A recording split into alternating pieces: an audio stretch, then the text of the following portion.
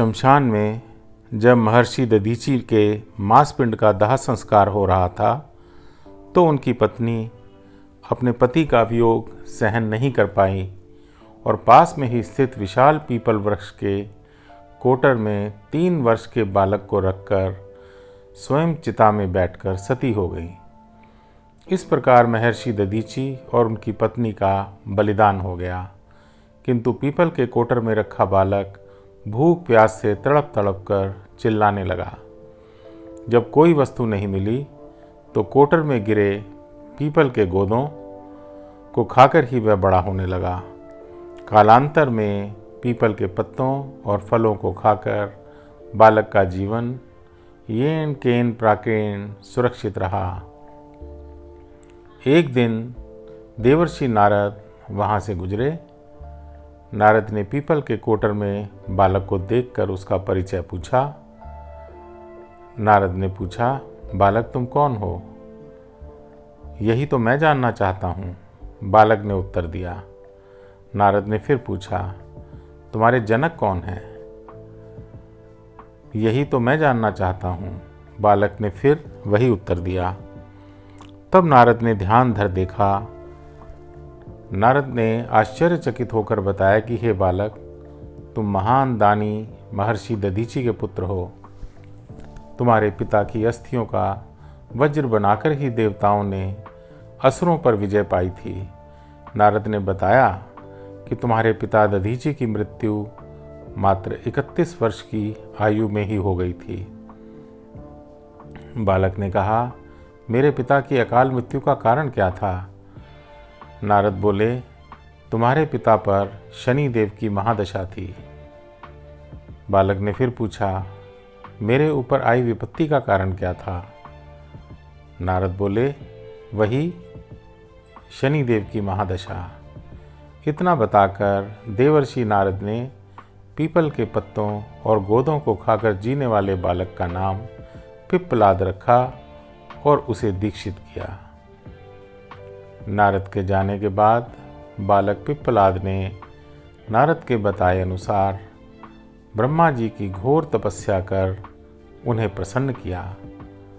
ब्रह्मा जी ने जब बालक पिप्पलाद से वर मांगने को कहा तो पिप्पलाद ने अपनी दृष्टि मात्र से किसी भी वस्तु को जलाने की शक्ति मांगी। ब्रह्मा जी से वर मिलने पर सर्वप्रथम पिप्पलाद ने शनि देव का आवाहन कर अपने सम्मुख प्रस्तुत किया और सामने पाकर आंखें खोलकर भस्म करना शुरू कर दिया। शनि देव सशरीर जलने लगे। ब्रह्मांड में कोलाहल मच गया। सूर्यपुत्र शनि की रक्षा में सारे देव विफल हो गए। सूर्य भी अपनी आंखों के सामने अपने पुत्र को जलता हुआ देखकर ब्रह्मा जी से बचाने हेतु विनय करने लगे।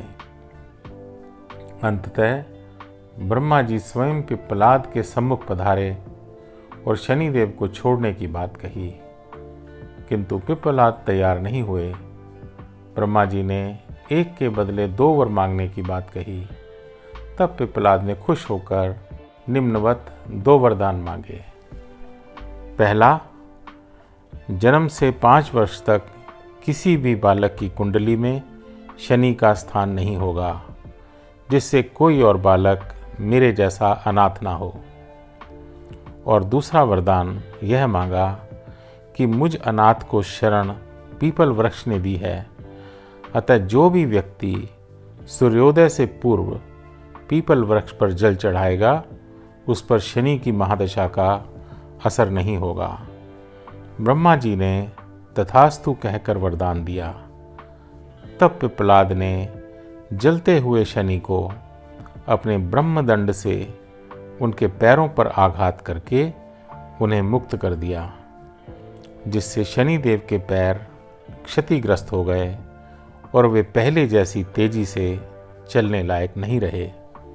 अतः तभी से शनि शैन चरति ये शनैश्वरः, अर्थात जो धीरे चलता है वही शनैश्चर है कहलाए।